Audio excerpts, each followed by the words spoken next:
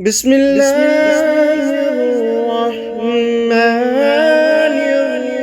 الرحيم. الحمد لله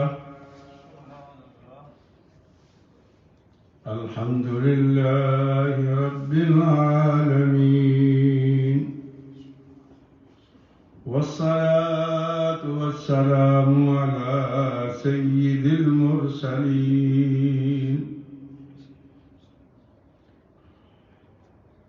وعلى آله وأصحابه الطاهرين أجمعين. أما بعد، فأعوذ بالله من الشيطان الرجيم. بسم الله الرحمن الرحيم. وما لكم ألا تنفقوا في سبيل الله ولله ميراث السماوات والأرض، لا يستوي منكم من أنفق من قبل الفتح وقاتل، أولئك أعظم درجة من الذين أنفقوا من بعد وقاتلوا، وكلا وعد الله الحسنى، والله بما تعملون خبير. صدق الله مولانا العظيم، وبلغنا رسوله النبي الكريم الأمين، ونحن على ذلك لمن الشاهدين والشاكرين، والحمد لله رب العالمين. قال الله تبارك وتعالى في شان حبيبه مخبرا وآمرا: بسم الله الرحمن الرحيم. إن الله وملائكته يصلون على النبي يا أيها الذين آمنوا صلوا عليه وسلموا تسليما. اللهم صل على سيدنا محمد وعلى آل سيدنا محمد وبارك وسلم.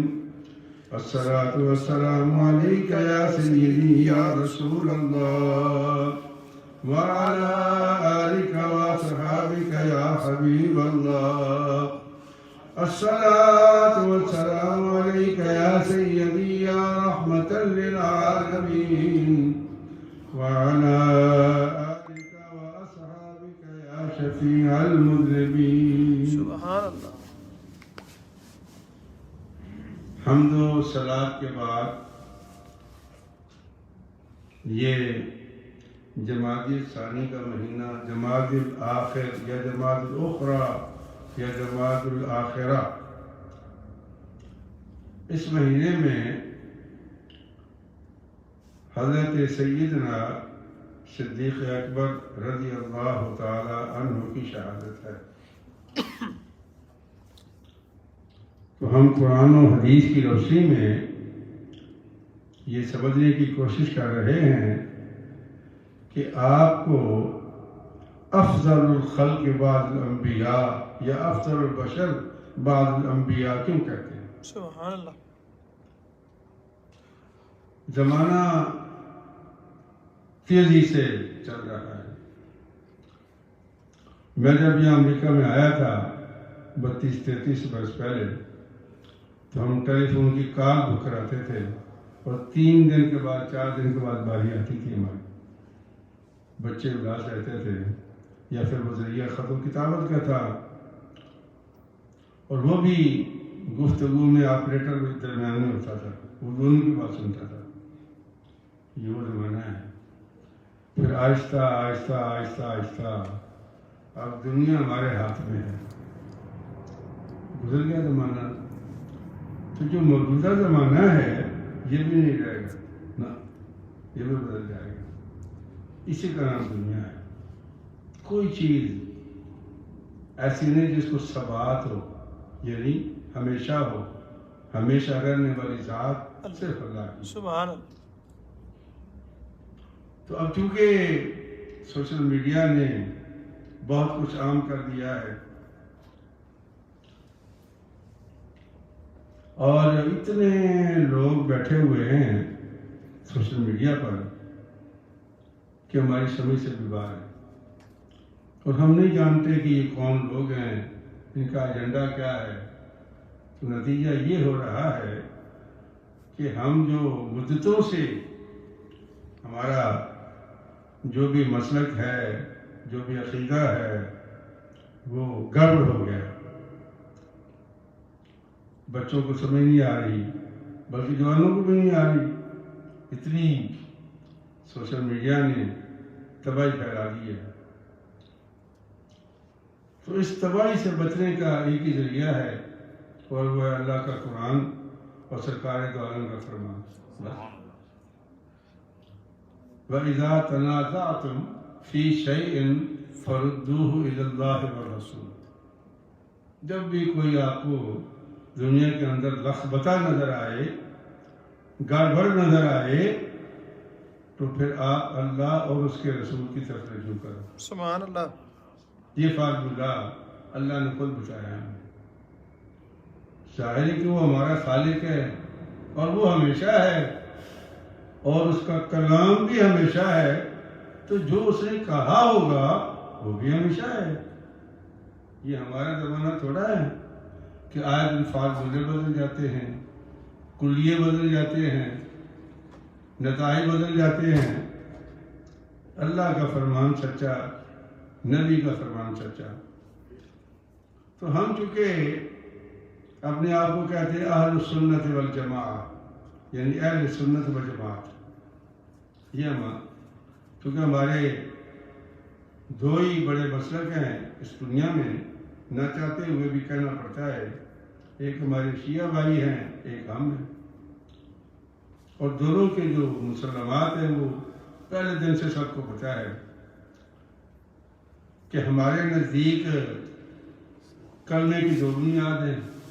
ہمارے نزدیک کلمے کی 2 بنیاد ہیں، ایک اللہ ہے اور ایک رسول ہے، لا الہ الا اللہ محمد رسول اللہ صلی اللہ علیہ وسلم۔ یہ ہماری بنیاد ہے۔ جو ہمارے شیعہ بھائی ہیں وہ کہتے 3 ہیں، ہم کہتے 2 ہیں، ان کے نزدیک 3 ہیں۔ وہ 3 کون کون سے ہیں؟ وہ کہتے ہیں کہ اللہ، رسول اور ولایت۔ جب تک آپ ولایت نہیں مانیں گے، ولایت سے مراد یہ کہ حضرت علی رضی اللہ عنہ کی ولایت، وہ کہتے ولایت کل ہے، ان کے بڑے خیر وہ لطائف ہیں، وہ میں سوچتی آپ یہ سوشل میڈیا پہ سن لیں جب بھی سننے ہوں۔ میں آپ کو وہ بتا رہا ہوں کہ جو فیکٹ ہے، جو آپ کو علم ہونا چاہیے، کبھی بات کرنی پڑ جاتی ہے نا، تو کہتے جی فرق کیا ہے ہمارے اندر، ہم کرتے بھی ہے، ہمارے کلمے کی 2 بنیادیں ہیں، آپ لوگوں کی 3 ہیں، ہم تو 2 والے ہیں، وہ 3 والے ہیں۔ تو پھر انہوں نے چونکہ تیسری جو ایمان کا حصہ ہے ان کا، انہوں نے کہا کہ جی علی کا پہلا نمبر ہے۔ یہ گانے والوں کو بھی، فلموں والوں کو بھی، ڈرامے والوں کو بھی، ناچنے والوں کو بھی، سب کو انہوں نے یہ لفظ ان کے منہ میں دے دیا ہے، علی کا پہلا نمبر۔ کیوں؟ وہ کہتے ہیں کہ اس کے بغیر تمہارا کلمہ ہی مکمل نہیں، لہذا علی کا پہلا نمبر ہے۔ تو یہ ہمارے شیعہ بھائیوں کا عقیدہ ہے، ہم اہل سنت والجماعت کہتے ہیں، اور میں آپ کو دلیل قرآن سے دے رہا ہوں، چونکہ دیکھیں ہم جب بیٹھتے ہیں نا تو ہم بھی بیٹھتے ہیں، لوگ باتیں کرتے ہیں، لیکن اگر آپ کے پاس بنیاد ہو تو پھر جواب کوئی نہیں ہوتا، یا بھی ہمارے کے لوگ وہ ہم سنتے رہتے ہیں۔ اللہ کا قرآن اور نبی کا فرمان، اس سے آگے آپ جا ہی نہیں سکتے۔ یہی اللہ نے کہا کہ وَإِذَا تَنَازَعْتُمْ فِي شَيْءٍ فَرُدُّوهُ إِلَى اللَّهِ وَالرَّسُولِ۔ وہاں تو اللہ نے تیسرے کا نام نہیں لیا کہ اگر تنازع ہو جائے تمہارا کسی بات پر تو پھر اللہ اور اللہ کے رسول کی طرف دیکھو، ٹھیک ہے؟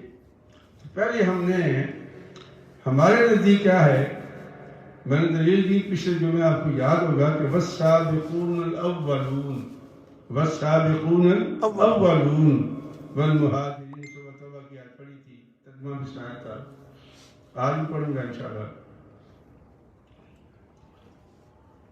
تو اس میں یہ تھا کہ جو سابق اور اول ہیں، اور ان میں کون آتا ہے، آپ پڑھے لکھے لوگ ہو، کسی بھی مسئلے سے تعلق رکھتے ہو، جب حضرت سرکار دو عالم صلی اللہ علیہ وسلم نے اعلان نبوت کیا تھا تو سب سے پہلے ایمان لانے والا تو ایک ہی شخص تھا جس کا نام ابوبکر صدیق رضی اللہ تعالی عنہ، اور مولا علی پاک جو تھے 10 سال کے تھے، بچے تھے ابھی۔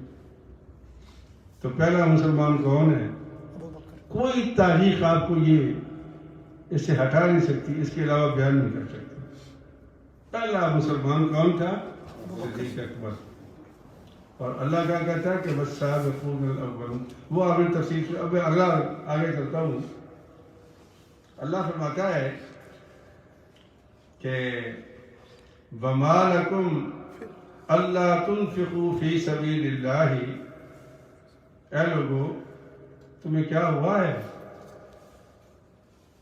یہ اگلی بات تو میں آپ کو بتانے چل رہا ہوں قرآن کریم سے۔ وَمَا لَكُمْ أَلَّا تُنْفِقُوا فِي سَبِيلِ اللَّهِ، اے لوگو تمہیں کیا ہوا ہے کہ تم اللہ کی راہ میں خرچ نہیں کرتے؟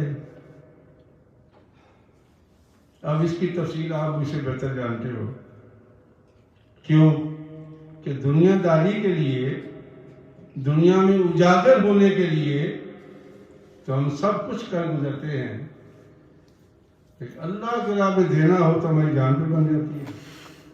ایک مثالیں نہیں، کئی مثالیں۔ ایک مثال تو میں اکثر دیتا ہوں اس مسئلے میں، میرے لالا جی کی ہے کہ میرا ہی شاگرد تھا، اس کے گھر گیا، $1.5 لاکھ مسجد کا قرض تھا، اور اس کا جو ٹیکس ہے سال کا مکان کا $1.5 لاکھ ہے، اس کے گھر کا ٹیکس جو ہے $1.5 لاکھ ہے۔ بڑی اس نے چائے شائے پلائی، ہمیں اپنا باتھ روم بھی دکھایا، سونے کا اس نے ٹوپیاں پتہ نہیں کیا کیا لگایا ہوا تھا۔ تو ہم نے کہا کہ اچھا ساری کیسے آنا ہوا؟ ہم نے کہا یار کو $1.5 لاکھ کر دے بھائی مسجد میں، تمہارا تو یار سال کا ٹیکس ہے، اگر تم ہمیں دے دو تمہارا قرض اتر جائے گا، مسجد پاک صاف ہو جائے گی۔ کہنے لگا استاد جی میں تو بڑا ہی غریب ہے بھائی، میں تو خاطر نہیں کہا تھا پورا کر سکتا، میں تو بڑی قیامت جو گزر رہے ہیں۔ میں نے کہا چلو لالا جی چلتے ہیں، بس یہی ہم نے سننا تھا۔ اللہ فرماتا ہے کہ گھر میں سونے کی ٹوٹیاں لگ سکتی ہیں، اور مسجد کی جب باری آتی ہے تو تم غریب بن جاتے ہو، مسکین بن جاتے ہو، فقیر بن جاتے ہو، خرچے نہیں پورے ہوتے تمہارے۔ اللہ فرماتا ہے وَمَا لَكُمْ أَلَّا تُنْفِقُوا فِي سَبِيلِ اللَّهِ، آخر کیا ہوا تمہیں کہ تم اللہ کے راستے میں خرچ کیوں نہیں کرتے؟ وَلِلَّهِ مِيرَاثُ السَّمَاوَاتِ وَالْأَرْضِ، گھوم جاؤ دنیا میں، زمینوں میں، آسمانوں میں، جہاں بھی جاؤ وراثت اور لائی کی ہے، تمہاری کب کی ہے؟ اگر تمہاری ہوتی تو قبر میں لے کے جاتے۔ بابا جی تھے، مسافر تھے، ان کے ساتھ گھوڑا بھی تھا، ان کا بستر بھی تھا، تو ایک گاؤں میں پہنچے تو ایک حویلی تھی 24 صاحب کی، نمبردار کی، تو اس میں سے تاریخ لکھی ہوئی تھی کہ فلاں صاحب نے بنائی تھی، تو 1440 عیسوی میں وہ لکھا ہوا تھا۔ تو بابا جی نے پڑھا اور وہ گھوڑا کھڑا کر کے دروازہ کر کے آ گیا، وہ آگے دربان کھڑا تھا، تو دربان نے کہا بابا جی کیا بات ہے؟ کہنے لگا یار مسافر ہوں، رات آ گئی ہے تو میں چاہتا ہوں کہ یہاں قیام کر لوں رات کو۔ اس نے کہا تمہارا دماغ ٹھیک ہے، اب نام پڑھا آپ نے اوپر یہ فلانے کے اوپر لیے ہے؟ اس نے کہا میں نے پڑھا ہے کہ جس بندے نے بنائی ہے وہی رہتا ہے اس گھر میں. کہتا نہیں وہ تو فوت ہو گیا تھا, تو جب اسے بنائی تھی تو یہ اپنی حویلی ساتھ لے جاتا نا. کہتا نہیں جی نہیں, وہ اس کے بیٹے کے نام منتقل ہو گئی تھی. اچھا پھر بیٹا کیا ہوا؟ کہتا ہے وہ بھی فوت ہو گیا. تو وہ بھی ساتھ لے کے گیا جب ابا ان کو منتقل کر کے گیا تھا. کہنا نہیں جی اسے اپنے بیٹے کو منتقل کر دی تھی. وہ کرتا کرتا موجودہ صاحب تک آ گیا تو اس نے کہا بیٹا مجھے تو سمجھا اور مسافر خانہ کس کو کہتے ہیں؟ ایک آ رہا ہے ایک جا رہا ہے, ایک آ رہا ہے ایک جا رہا ہے. تو اسی لیے میں ٹھہر گیا کہ مجھے یہاں رات قیام کرنے دو. اتنی دیر میں وہ چھوٹا سا بھی نہیں کرا. اس نے کیا ہوا؟ کہنے لگا جی بابا جی یہ عجیب آدمی کہتا ہے یہ مسافر خانہ ہے, یہ سرائے ہے, میں نے قیام کرنا ہے. تو اس نے جب بابا کی بات سنی ٹھیک کہتا ہے بابا جی آ جاؤ اندر, یہ عقی سرائے خانہ ہے. سبحان اللہ کیا فرماتا ہے وَلِلَّهِ مِيرَاثُ السَّمَاوَاتِ وَالْأَرْضِ, تمہاری بھی وراثت نہیں ہے, وراثت میری ہے, زمینوں کی ہو یا آسمانوں کی ہو. اگر تمہاری ہوتی تو تم ساتھ لے کے جاتے. پھر کیوں نہیں خرچ کرتے اللہ وبارک اللہ تم سے, وہ کیوں نہیں خرچ کرتے تم اللہ کے راستے میں, جبکہ وراثت ہی اللہ کی ہے. 4 دن کے لیے مالک بنتے ہیں اور ایسے مالک بنتے ہیں.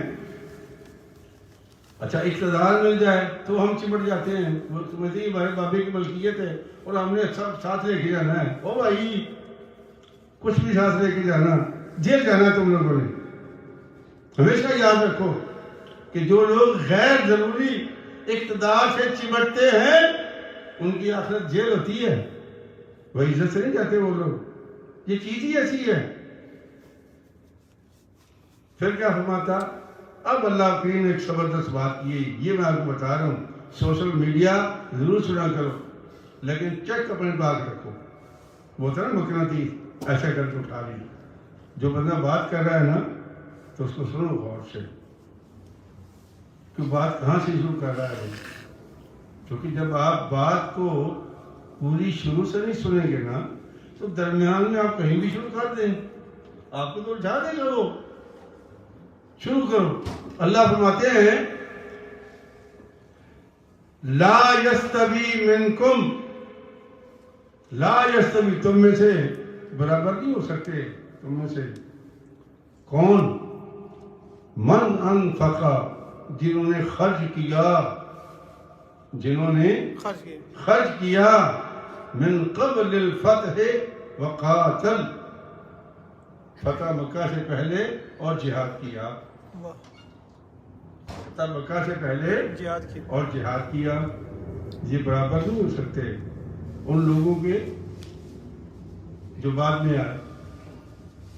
اب یہ کو بات اللہ تفصیل سے بیان کر. پیچھے کیا بتایا کہ والسابقون الاولون, پہلا بندہ ایمان لانے والا کون؟ صدیق اکبر. اور جس کو یہ مقابلہ کرتے, مقابلہ نہیں کرنا چاہیے, صحابہ کے درمیان گناہ ہوتا ہے یہ. وہ علی پاک کے ساتھ کرتے ہیں, علی پاک کے بچے نہیں اس وقت, مقابلہ کیسے کرو گے؟ 10 سال کی عمر تھی ان کی, تھا ہی کوئی نہیں. اور سب سے پہلا خرچ کس نے کیا؟ صدیق اکبر نے. یہ مسجد نبی کا خرچ کس نے کیا تھا؟ صدیق اکبر نے. مسجد کی توسیع کس نے کی تھی؟ جیسے یہ بھی مسئلہ ہے, آج کل بھی چڑھا ہوا ہے, بن جائے نا, ذرا احتیاط کرنی چاہیے مسجد کے معاملے میں. لیکن آپ نے نبی, اچھا یہاں کے ایک مولوی صاحب نے سنا تھا رات سوشل میڈیا پر, بڑی بونگی مار رہے تھے, یہ حیرت ہوتی ہے خدا کی قسم. کہتا جی نبی کریم نے فرمایا ہے, میں نے بھی یہ حدیث بیان کی ہے کہ میرے اوپر اللہ کا کرم یہ ہے کہ جو علت لی الارض مسجدہ, یہ ساری زمین, روئے زمین میرے لیے مسجد بنا دی. یہ سرکار کا فرمان ہے. اب وہ کیا کہہ رہا ہے کہ چونکہ یہ پارک بھی مسجد زمین میں آتی ہے لہذا یہ مسجد ہی ہے, یہاں مسجد ہی گرا سکتے. وہ اس قسم کی گفتگو کر رہا تھا, بوگی کو مار رہا تھا. بھئی جس کو یہ عہدہ ملا ہے, جس کو یہ عہدہ ملا ہے, جس کے لیے کہا گیا ہے, وہ خود تو مسجد کی زمین خرید کے مسجد بنا رہے ہیں. ان کے لیے تو آسان تھا قبضہ کرنا زمین پر, انہوں نے نہیں کیا. غلط بات ہے. آپ زمین خرید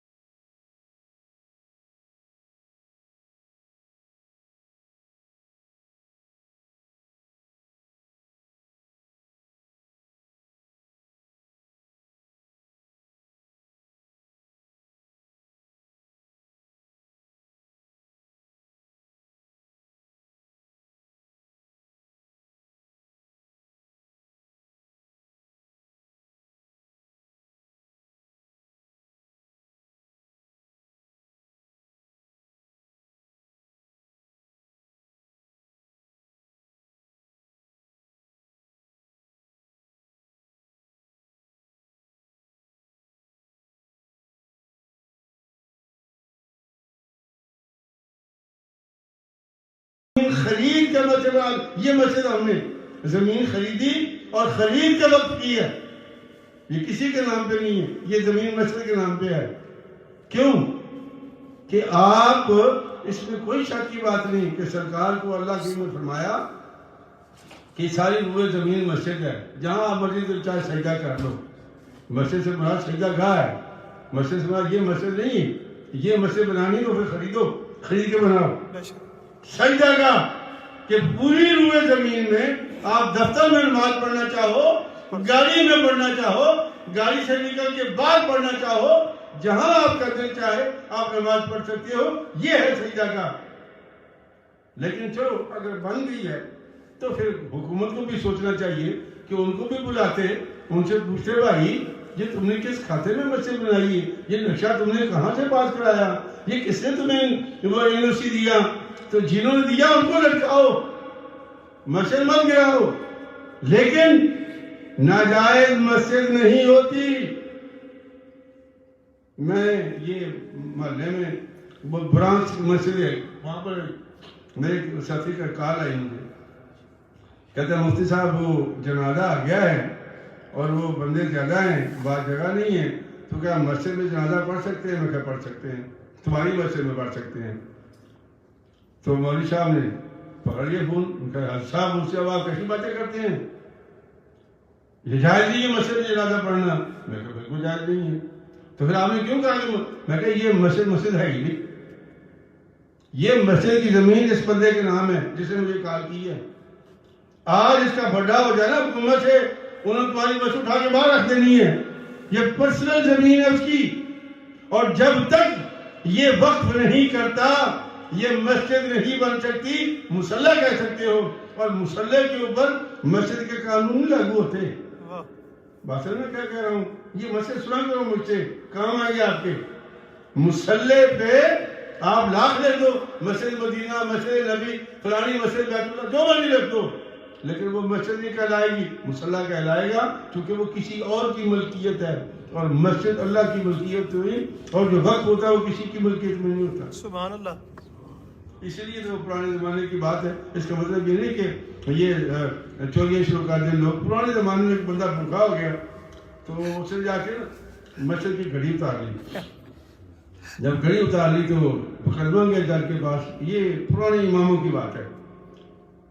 تو امام صاحب نے جج نے پوچھا بھی آپ نے گھڑی کیوں چلائی ہے؟ کہنے لگی میں نے چلائی, میں بھوکا تھا, مجھے کوئی سہولت نہیں مل سکی تو میں نے یہ مسجد کی گھڑی اتار لی. تو انہوں نے کہا کہ یہ مسجد کمیٹی والے لوگ آئے ہیں, یہ کہتے چوری کی ہے. تو اس نے کہا جی ان میں مالک کون ہے؟ اگر ان کی میں نے چلائی ہے تو میں دینے کے لیے تیار ہوں. بولو کون مالک ہے ان میں؟ اب وہ چپ. ان کا جی مالک تو اللہ ہے. تو پھر اللہ سے کو میرے اوپر مقدمہ قائم کرے, تم کون ہوتے ہو؟ مسجد یہ ہوتی ہے.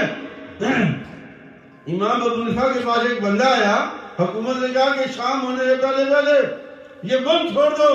امام صاحب نے کہا تو کعبے میں گھس جا, مسجد میں پکڑ نہیں سکتے گی, کعبہ تمہاری ملکیت ہے ہی نہیں. مسجد کسی کی ملکیت نہیں ہوتی. یاد رکھو جس کی مرضی حکومت ہو, یہ مسجد کے اندر اگر وقت ہے تو کسی کی ملکیت نہیں. لیکن مصلی ہمارے تو اللہ مجھے معاف کرے, اللہ ہزار بار معاف کرے, شکایت نہیں کر رہا. ہمارے تو مولوی کبھی بیٹے کے نام پہ مسجد لیتے ہیں, کبھی بیوی کے نام پہ ہوتی ہے, کبھی بھائی کے نام پہ ہوتی ہے, کبھی اولاد کے نام پہ ہوتی ہے. مسجد کو بناتے ہی نہیں تاکہ کل کو بیچ کے بھاگنا پڑے تو آسانی ہو جائے. اگر مسجد بن جائے تو پھر آپ بیچ نہیں سکتے مسجد کو, وہ عرش اولاد تک مسجد ہی کہلائے گی. یہ ہے مسئلے شریعت کے چھوٹے چھوٹے جن کو سمجھنا چاہیے. تو ناجائز جگہ پر مسجد نہیں بن سکتی, بن خریدے زمین پہ مسجد نہیں بن سکتی. اگر جائز ہوتا تو نبی پاک زمین نہ خریدتے, صدیق اکبر زمین نہ خریدتے مسجد کے لیے. خرید کے مسجد نبی بنائی گئی ہے. مسئلہ سمجھ میں آ گیا؟ ہم نے سب جو مسئلہ کیا ہوتا ہے, مسئلے کی نوعیت کو سمجھو. تو شروع میں کہہ رہا تھا بھئی شروع جب کرنا ہو تو پتہ کرو بھی پہلا مسلمان کون ہے, کہ جی صدیق اکبر پہلا تو وہ ہوگا, پہلا تو پھر وہ ہوگا, اس کو چوتھے نمبر پہ پانچویں نمبر کس طرح لے جاؤ گے بھیا؟ اب اللہ فرماتا ہے اگلی بات اللہ نے کی, یہ دوسری بات ہے. وہ سابقون الاولون پچھلا سبق تھا. اللہ فرماتا ہے کہ لا یستوی منکم من انفق من قبل الفتح وقاتل. تم میں سے وہ لوگ برابر نہیں ہو سکتے, تم ان کے برابر نہیں ہو سکتے جنہوں نے مکہ فتح ہونے سے پہلے خرچ کیا اور جہاد کیا. سبحان اللہ. اب اللہ کیا فرماتا ہے؟ اولئک اعظم درجہ, اولئک اعظم درجہ. عظیم بھی نہیں کہا اللہ نے, اعظم, سب سے بڑا درجہ ان کا جنہوں نے پہلے خرچ کیا اور جہاد کیا. کون تھے؟ صدیق اکبر رضی اللہ تعالی عنہ. مکہ کے اندر میرا جتنا خرچہ تھا کون کرتا تھا؟ صدیق اکبر کرتے تھے. پھر حضرت صدیق اکبر نے حضرت عثمان غنی کو مسلمان کیا, حضرت بلال کو لے کے وہ تمام یہ سارے لائے, اور پھر یہ 40 کا عدد مکمل ہوا, فاروق اعظم مسلمان ہوئے, تو پھر اسلام کی تھوڑی سی شان بنی. یہ وہ اعظم لوگ ہیں, اولئک اعظم درجہ, یہ بہت بڑے درجے والے لوگ ہیں, یہ اللہ درجہ دے رہا ہے. تو پھر یہ جو قبال گاتے ہیں علی کا پہلا نمبر, علی کا پہلا نمبر, اس کا مطلب یہ ہے کہ سم تھنگ از رانگ, ان کو غلط بڑائی کی پٹی. بڑا وہ جس کو اللہ فرمائے, بڑا وہ جس کو رسول اللہ صلی اللہ علیہ وسلم فرمائے, وہ بڑا ہوتا ہے. اور ہمارا جو سنیوں کا, اہل سنت والجماعت کا, آپ سب لوگ اہل سنت والجماعت ہیں, ہمارا عقیدہ یہ ہے کہ انبیاء کے بعد اگر کوئی بندہ افضل ہے تو وہ حضرت سیدنا صدیق اکبر رضی اللہ تعالی عنہ. میں نے بنیاد آپ کو بتا دی ہے, پہلا مسلمان اور اللہ کی راہ میں خرچ کرنے والا پہلا مسلمان, اور اللہ کی راہ میں جہاد کرنے والا پہلا مسلمان. اولئک اعظم درجہ, اعظم درجہ ہے اس کا جس کو اول نمبر آپ کہتے ہیں.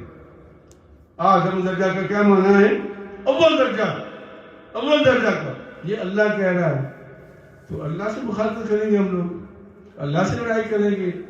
دیکھیے آپ کوئی بھی بہانہ بنائیں, درشی پڑھ لیں.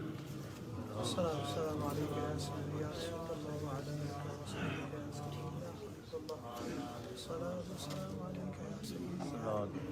اسی لیے آپ کو جو صدیق کا لقب ملا ہے, پتہ ہے آپ کو, میں لمبی آپ کو باتیں سناؤں تو وہ اوجڑی عبداللہ بن معیط نے, حضور کا رشتہ دار تھا, پڑوسی تھا حضور کا, قریبی رشتہ دار تھا.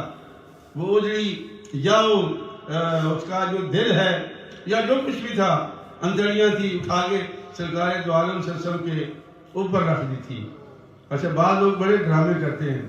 اتنا مارا حضرت صدیق اکبر رضی اللہ تعالیٰ کو, اتنا مارا کہ ادموا کر دیا, بے ہوش ہو گئے.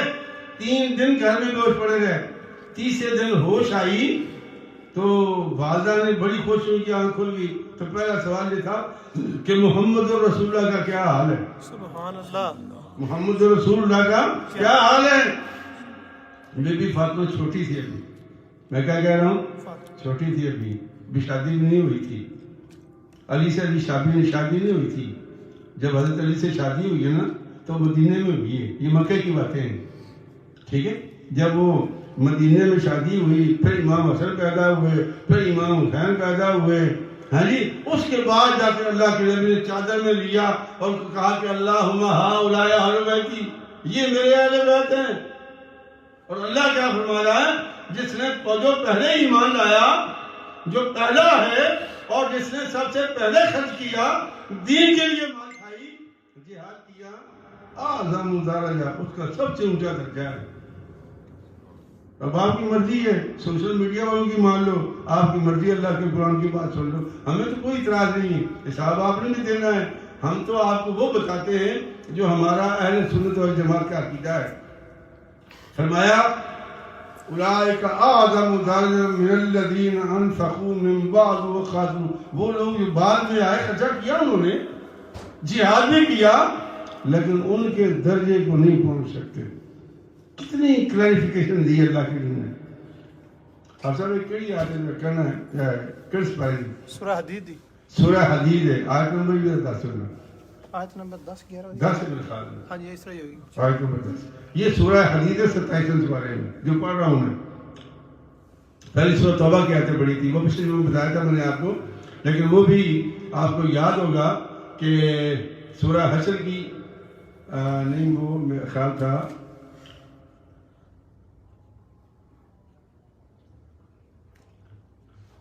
اس 10 آیت نمبر 10 ہی ہے. آیت نمبر 10 وہ 11واں سپارہ جی 11واں سپارہ دی آیت والسابقون الاولون، وہ 11ویں سپارے میں تھی والسابقون الاولون، اور یہ 27ویں سپارے میں ہے، سورہ حدید میں ہے.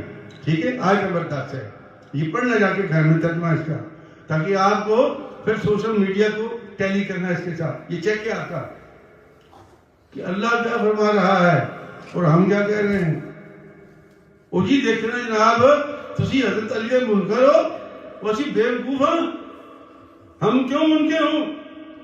علی نبی کے وجود کا حصہ ہے، ہم کیوں منکر ہوں؟ ان کی محبت ایمان ہے. جو بغض جس کے دل میں ہو حضرت علی کا، وہ تو مومن ہے ہی نہیں. یہ ہمارا عقیدہ ہے مسلمانوں کا، سنیوں کا، کہ جس کے دل میں حضرت علی کا بغض ہو وہ مومن نہیں ہے. لیکن بات بغض کی نہیں ہو رہی، بات یہ ہو رہی کہ پہلا نمبر کس کا ہے. قرآن کیا کہتا ہے؟ تو وہ صدیق اکبر کا ہے.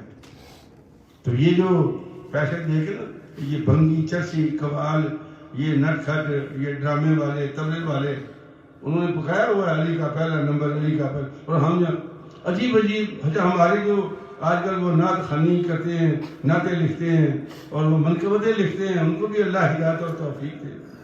اور کل میں سن رہا تھا کہ نعت کی صورت میں قرآن سناتے ہیں. یہ کوئی ساتھی ایک نعت پڑھ رہا ہے، کتنی عجیب بات ہے. او بھائی، قرآن اللہ کی کتاب ہے، نعت تم نے لکھی ہے. کیا کہہ رہا ہوں میں؟ قرآن اللہ کی کتاب ہے، قرآن کا مقابلہ نہیں ہو سکتا. تمہارا کلام قرآن ہو گیا. ہم تو نبی کے فرمان کو حدیث کہتے ہیں، تو تمہارا لکھا ہوا قرآن کیسے ہو گیا کہ نعت کی صورت میں قرآن سناتے ہیں؟ نعت تو تم نے لکھی ہے. غور کرو، یہ برباد کر رہے ہیں ہمارے اور مسئلہ عقیدے کو. یار یہ جو ہم عمل کرتے ہیں، اگر ہمارا عقیدہ ہی ٹھیک نہیں ہے تو پھر ہمارا کیسا ہوگا؟ میں اس لیے آج یہ باتیں کر رہا ہوں کھول کر کہ سوشل میڈیا نے بربادی پھیلا دی ہے. ایسے ایسے چور بیٹھے ہوئے ہیں کہ مجھے حیرت ہوتی ہے کہ اگر ہمارے پاس اللہ جانتا ہے یہ قرآن نہ ہو اللہ کا، تو ہم بالکل پیدل ہو گئے، گمراہ ہو جاتے ہیں ہم لوگ. لیکن چیک رکھو اپنے ساتھ، اور جب آپ نے چیک رکھ لیا تو پھر آپ کے سامنے بول نہیں سکتا کوئی بھی. کوئی قرآن پڑھ، اللہ کیا فرماتا ہے. قرآن مجید میں میں منکر نہیں ہوں اہل بیت کا، یقین کریں آپ. قرآن مجید میں کہیں ذکر نہیں ہے اہل بیت کا. جہاں ذکر ہوا ہے وہ انبیاء کرام کی بیویوں کا ہوا ہے. یہ تو سرکار دو عالم نے خود بنوایا تھا چادر کے نیچے لے کے. قرآن پڑھو، اشارے ملتے ہیں، پانچم پاک کے اشارے ملتے ہیں کہ جب حضرت سرکار دو عالم کے ساتھ وہ عیسائی نے مناظرہ کرنا چاہا تو اللہ کے نبی ان پانچم کو لے کے گیا تھا. اس میں کوئی شک کی بات نہیں، یہ اشارے ہیں. لیکن اہل بیت اللہ پاک نے نبی کی بیویوں کو کہا ہے. قرآن مجید میں کہیں ذکر نہیں ہے. بی بی فاطمہ اہل بیت میں سے ہیں، حضرت علی اہل بیت میں سے ہیں، امام حسن اہل بیت میں سے ہیں. قرآن میں کہیں ذکر نہیں ہے. یہ کہاں ذکر ہے؟ حدیث پاک میں، اور وہ بھی بی بی ام سلمہ کے گھر جو سرکار کی بیوی تھی. یہ وہاں ملتی ہے حدیث میں. بات سمجھ کیا کہہ رہا ہوں؟ تو ہمارا عقیدہ یہ ہے کہ حضرت علی اور اہل بیت ہمارے ایمان کی جان ہے. یہ ہمارا عقیدہ ہے. صحابہ ستارے ہیں اور یہ نبی فرمایا یہ کشتی ہے اہل بیت، کہ جو اہل بیت کی کشتی میں سوار ہوگا وہ پار ہو جائے گا. لیکن پتہ ہے آپ کو کہ کشتی جب دریا میں چلتی ہے تو اس کا رہنما کون ہوتا ہے؟ ستارے. کون ہوتا ہے؟ ستارے. سمندر کی جتنی مد و جزر ہے یا جتنی بھی ڈائریکشنیں ہیں وہ ساری چاند کے حساب سے چلتی ہیں، ستاروں کے حساب سے چلتی ہیں. پرانے زمانے میں کہاں ہوتے تھے یہ قائم ہماری والدہ اللہ جنت نصیب کرے قطب ستارہ، وہ 7 ستارے انہوں نے ٹائم رکھا ہوا تھا کہ اس ٹائم عشاء ہوتی ہے، یہ ٹائم تہجد کا ہے اور یہ ٹائم فجر کا ہے، ستاروں سے چلتے تھے۔ وہ کہتے ہیں کہ صحابہ کرام ستارے ہیں اور اہل بیت یہ کشتی ہے، اہل بیت کی کشتی میں سوار ہو جاؤ، ستاروں سے راستے کی مدد لو، منزل مقصود کو ملنے سبحان جاؤ۔ اللہ سبحان اللہ۔ لیکن قرآن کیا کہتا ہے؟ قرآن کو سمجھو۔ اللہ فرماتا ہے اولئک اعظم درجۃ من الذین، اچھا وہ ایک اور بات بھی ہے، وہ یہ ہے کہ حضرت مولا علی شیر خدا رضی اللہ تعالی عنہ جب حضرت صدیق اکبر کی وفات ہو گئی نا تو انہوں نے ایک جملہ کہا تھا، کیونکہ اللہ فرماتا ہے کہ اولئک الذین انعم اللہ علیہم من النبیین والصدیقین والشہداء والصالحین، کہ اللہ فرماتا ہے کہ جو میری انعام یافتہ جماعت ہے ان میں پہلے نبی ہیں پھر صدیق ہیں۔ تو حضرت علی سے کسی نے پوچھا تھا کہ صدیق اس امت کا کون ہے، اس امت کا صدیق کون ہے؟ تو آپ نے فرمایا تھا اللہ اکبر، فرمایا کہ جب صدیق کی وفات ہو گئی جنازہ پڑا ہوا تھا سامنے، فرمایا انت الذی سماک اللہ فی کتابہ صدیقا۔ حضرت علی فرما رہے ہیں کہ اے ابو بکر تم وہ آدمی ہو جس کو قرآن نے صدیق کہا ہے، اور پھر آیت پڑھی انہوں نے والذی جاء بالصدق وصدق بہ، وہ آیا سچائی کے ساتھ اور سچائی کی خبر دی اس نے، والذی جاء بالصدق وصدق بہ اولئک هم المتقون۔ یہ مولا علی شیخ رحمۃ اللہ بتاتے ہیں۔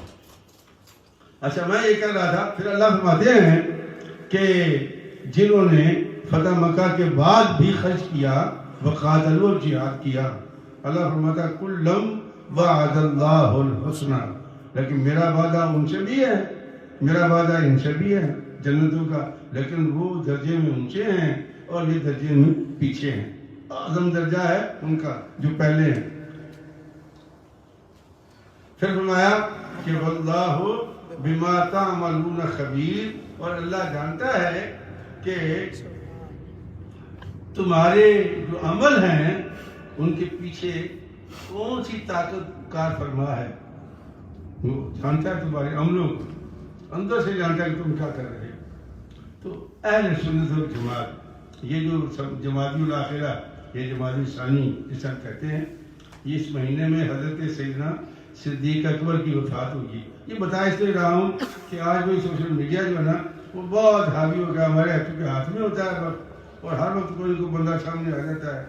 تو میں کہتا ہوں کہ آپ ہم جو اہل سنت والجماعت ہیں، ہمارا عقیدہ ہم بھی جانیں، بچوں کو بھی بتائیں کہ ہمارا عقیدہ یہ ہے کہ اس دنیا میں انبیاء کرام کے بعد حضرت صدیق اکبر رضی اللہ تعالی عنہ افضل ہے، سب سے زیادہ۔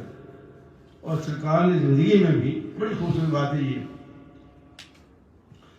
ایک مرتبہ سرکار کسی کام سے تھے تو صدیق اکبر کو انہوں نے فرمایا نماز پڑھاؤ، تو سرکار نماز پڑھا رہے تھے صدیق اکبر، سرکار کی آمد کی اطلاع ملی تو سرکار مصلی سے حضرت صدیق اکبر پیچھے ہٹنے لگے، تو سرکار نے فرمایا نہیں صدیق پڑھاؤ نماز مکمل کرو۔ تو نماز مکمل کی سرکار کے زمانے میں، اور سرکار دو عالم نے نماز پڑھی، اور پھر جب سرکار بیمار تھے تو نمازیں کون پڑھاتا تھا؟ صدیق اکبر۔ اپنی زندگی میں حضرت صدیق اکبر کو مصلی پہ کھڑے کر گئے، اور ویسے میرے ساتھ ایک بچہ ان کے ساتھ آتا ہے صاحب کے ساتھ، بڑا عجیب و غریب، وہ لوگ اپنے بچوں کو بڑا تیار کرتے ہیں ماشاءاللہ، ہم تو سادے لوگ ہیں نا، بتاتے نہیں بچوں کو، چھوڑو جی یہ مولوی باتیں کرتے رہتے، نہیں باتیں نہیں کرتے ہم، بتاؤ بچوں کو کہ اہل سنت والعقیدہ یہ ہے کہ نبیوں کے بعد سب سے افضل بشر جو ہے قرآن کی روح سے وہ صدیق اکبر ہیں۔ یہ بتاؤ پہلا نمبر کس کا ہے؟ صدیق اکبر کا۔ حضرت محمد بن حنفیہ یہ حضرت علی کے بیٹے تھے، کیونکہ حضرت علی نے بی بی فاطمہ کی وصال کے بعد شادیاں کی ہیں، جن میں ایک بیٹا ان کا بھی ہے، اپنی ماں کے نام سے مشہور ہے، محمد بن حنفیہ رضی اللہ تعالی عنہ۔ ایک نے پوچھا کہ ابا جی آپ نے تو 3 صحابہ کے ساتھ زندگی گزاری ہے، آپ تو سیف اللہ بھی تھے، تلوار بھی ذوالفقار تھی آپ کی، تو پھر آپ ان کے ساتھ کیسے لگے؟ کیا آپ ان سے بہتر نہیں تھے؟ بیٹا پوچھا باپ سے، کیا مجھے بتائیں گے کہ ایوہ الناس خیرا بعد النبی صلی اللہ علیہ وسلم، کون سا بندہ بہتر تھا نبی کے بعد، آپ یا کوئی اور؟ بیٹے تو یہ پوچھا نا، کیونکہ وہ ہوا تو چل پڑی تھی نا اس زمانے میں، یہ کو آج کی بات نہیں ہے، اسی زمانے میں ہوا چل گئی تھی، اور تمہارا حق بنتا ہے، تم سرکار کے ہو، داماد ہو، بھائی بھی ہو، سرکار نے آپ کو بھائی بھی بنایا تھا۔ حضرت امام حسین نے بیعت نہیں کی یزید کی، سب کہتے ہیں اخباروں میں، اشتہاروں میں، ٹی وی پہ، آگے پیچھے، پکی بات ہے نا، نہیں برداشت کیا انہوں نے۔ تو حضرت علی نے 3 خلیفے کیسے برداشت کر لی؟ ان کے ہاتھ میں تو ذوالفقار تھا، کیسے برداشت کر لی انہوں نے؟ یہ بیٹے نے پوچھا ان سے، محمد بن حنفیہ نے، کیا بھائی لوگ تو یہ کہتے ہیں کہ حق آپ کا ہے، آپ میرے باپ ہے، مجھے سچی سچی بات بتائیں، ایھا الناس خیرا بعد النبی صلی اللہ علیہ وسلم، سرکار دو عالم کے شیر نے بتایا، شیر، یہ شیر تھے اسد اللہ الغالب علی کل غالب، یہ ایسا شیر تھا جو ہر غالب کے اوپر غالب تھا۔ سبحان اللہ۔ فرمایا ابو بکر و عمر، ابو بکر و عمر، یہ دونوں کا نام لیا ہے، اور حیرت کی بات یہ ہے کہ آپ بھی مدینے جاؤ، ہمارا سنیوں کا عقیدہ ہے، دیوبندی ہوں یا بریلوی ہوں یا کوئی بھی ہوں، کہ جہاں سرکار کا مزار شریف ہے نا، وہ جگہ عرش سے بھی افضل ہے۔ جب یہ گرانے لگے تھے نا سرکار کا روزہ پاک، سارے کو گرا دیے تھے، جنت الوقیع جتنے روزے تھے سارے، جب یہاں آئے نا تو یہاں سارے علماء چیخ پڑے تھے، خواہ وہ کسی مسلک کے تھے، تو پھر انہوں نے زمانے میں بڑے بڑے علماء سے رابطہ کیا کہ جی یہ بتائیں کہ جب نبی نے کہا کہ قبر ایسی ہونی چاہیے تو پھر کیا ہم نبی کا روزہ گرا نہ دیں؟ تو پتہ علماء نے کیا کہا تھا اس زمانے میں، انہوں نے کہا کہ یہ بتاؤ یہ قبر یا روزہ تم نے بنایا ہے؟ انہوں نے کہا نہیں، انہوں نے کہا یہ بی بی عائشہ کا حجرہ تھا اور اس میں دفن کیا گیا، تو فرمایا یہ تو پہلے سے موجود تھا، تم نے تو بنایا ہی نہیں، گراؤ کیسے تم لوگ؟ یہ تو حجرہ عائشہ ہے، اور سرکار کی وہ جگہ جہاں سرکار کا وجود پاک لگا ہوا ہے عرش سے افضل ہے، یہ ہر سنی کا عقیدہ ہے، خواہ وہ دیوبندی ہو خواہ بریلوی ہو۔ اور اس عرش سے اعلیٰ جگہ پر ساتھ کون ہے؟ ابو بکر و عمر۔ اور جن کو یہ کہتے تھے، اللہ مجھے معاف کرے، ممبر پہ بیٹھ کے باتیں کر رہا ہوں تاکہ سوشل میڈیا کا مقابلہ کر سکے، وہ خبیث لوگ جو حضرت علی کو وارث قرار دیتے تھے، انہوں نے مدینے میں رہنے نہیں دیا، اور کئی دنوں تک ان کی قبر کا نہیں پتہ چلا کہ حضرت علی کو دفن کہاں کیا گیا ہے۔ تو بعد میں خبر ملی کہ یہ بات کا یہ مغیرہ بن شعبہ کی مزار ہے، جہاں حضرت علی کا مزار بنایا ہوا انہوں نے، کوفے لے گئے، حضرت علی کو کہاں لے گئے؟ کوفے میں لے گئے۔ اور بڑا مشہور واقعہ بھی ہے، ایک دن حضرت علی پاس رو رہے تھے بیٹھے ہوئے نا، آنسو اور آپ کا دامن تارا ہو رہا تھا، تو ایک ان کا مرید آیا، کہنے لگا حضرت صاحب میں نے سنا ہے آپ کے ہاتھ میں ذوالفقار ہوتی تھی، ہر پہ غالب آ جاتے تھے، اسد اللہ الغالب آپ کا نام ہے، آپ نے بڑے ڈنکے بجائے ہیں، خیبر کو توڑ دیا آپ نے، اور آپ یہاں مسجد میں لا کے بیٹھے ہوئے رو رہے ہیں۔ پتہ ہے آپ نے کیا کہا تھا؟ فرمایا جب ہم نے فتح حاصل کی تھی نا، ہم دنیا پہ چھائے تھے، تو میں ان کا مشیر تھا، اور میں جو یہاں بیٹھا رو رہا ہوں، تم لوگ میرے مشیر ہو، تمہاری وجہ سے بیٹھا ہوں، تم میرے مشیر ہو، یہ حضرت علی پاک نے فرمایا تھا۔ تو ٹیم جو ہوتی ہے نا یہ بڑی ہوتی ہے، تو حضرت محمد بن حنفیہ نے جب پوچھا تو آپ نے فرمایا کہ سب سے بہتر حضرت علی پاک فرما رہے ہیں کون ہے؟ اللہ کے رسول کے بعد ابو بکر اور عمر ہے۔ حضرت ابو درداء کی روایت ہے، صحابی فرماتے ہیں کہ ما طلعت الشمس ولا غربت علی احد افضل من ابی بکر الا ان یکون نبیا اور میں آج تک سورج کسی پہ نہ غروب ہوا ہے نہ طلوع ہوا ہے علی احد جو افضل ہو حضرت ابو بکر سے اور حضرت عمر سے. سبحان اللہ. تو حضرت ابو بکر اور حضرت عمر کی بات حضرت ابو بکر کی ہو رہی ہے. 22 جمادی ثانی کو ان کا وصال ہوا تھا. 2.5 سال کی ان کی حکومت تھی. انشاءاللہ میں آپ کو ان کے کچھ کارنامے ایسے بتاؤں گا کہ وہ کسی مائی کے لال کا کام نہیں تھا جو انہوں نے کیا ہے. ہم سے تو ہمارا تعلق پاکستان انڈیا بنگلہ دیش ہے، یہاں شورشیں ہوتی ہے نا، ہمارے بس کی بات نہیں ان کو روکنا. اور حضرت صدیق اکبر 2.5 سال کے عرصے میں وہ شورشیں کیسے ختم کی یہ آپ کو بتاؤں گا کہ بندہ کیا ہوتا ہے اور اللہ کی مدد کیا ہوتی ہے. تو بہرحال دوستو آخر میں ایک بات کرتا جاؤں. سرکار دو عالم نے فرمایا تھا، بخاری شریف کا حدیث ہے، لو کنت متخذا من امتی خلیلا لاتخذت ابا بکر ولکن اخی و صاحبی.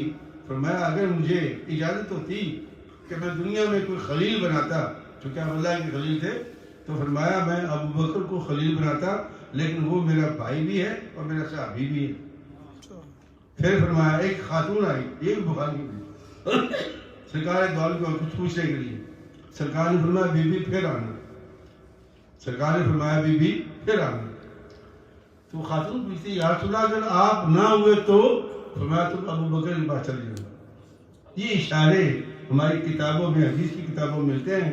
تو دوستو حضرت سیدنا ابو بکر صدیق رضی اللہ تعالی عنہ امت میں نبیوں کے بعد سب سے پہلے انسان ہیں، پہلے مسلمان ہیں اور پہلے خرچ کرنے والے ہیں. قرآن کی روح سے اللہ فرماتا ہے اولئک اعظم درجۃ، اس کا درجہ بہت عظیم ہے، اس کا اول نمبر ہے. تو ہمارے نزدیک اس امت میں اول نمبر کس کا ہے؟ صدیق اکبر کا ہے. تو یہ اپنے بچوں کو بھی بتاؤ. یہ جو سوشل میڈیا والے لوگ ہیں نا، یہ بڑے کاریگر لوگ ہیں. یہ درمیان سے شروع کریں گے، وہاں سے شروع کریں گے، یہاں سے اللہ شروع کرتا ہے.